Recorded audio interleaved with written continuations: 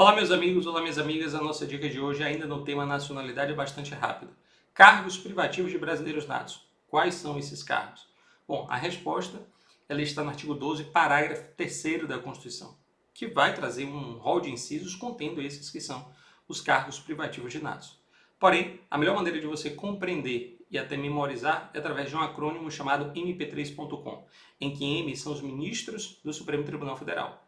P3 são 3 P's. É o presidente da República com o seu vice, o presidente da Câmara e o presidente do Senado. E aí, .com, C-O-M, em que C são os membros da carreira diplomática, O são os oficiais das Forças Armadas e M são os ministros, ou melhor, é o ministro de Estado da Defesa. São as pessoas que venham a ocupar o cargo de ministro da Defesa ou ministro de Estado da Defesa. Bacana? Bom, esses são os cargos privativos de natos que estão expressamente previstos na Constituição.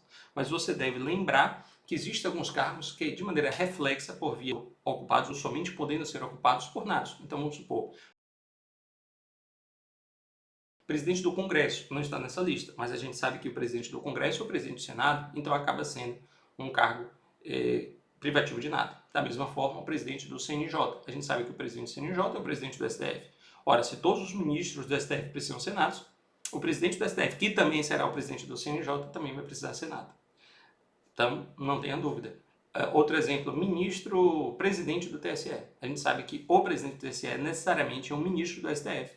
Ora, se o presidente do TSE, ele necessariamente será um ministro do STF, ele vai precisar ser nato. Então, fique atento e atento apenas em relação a essa questão da via oblíqua, reflexa, e tudo depende da forma como o examinador lhe perguntar. Se ele perguntar apenas aqueles que estão expressamente arrolados naqueles artigo 12, parágrafo 3º da Constituição, são os que eu mencionei no processo mnemônico mp3.com. Mas na interpretação sistemática do texto constitucional, não há como negar, outros cargos também acabam descambando para a possibilidade de ocupação apenas e tão somente de brasileiros natos. Tudo jóia?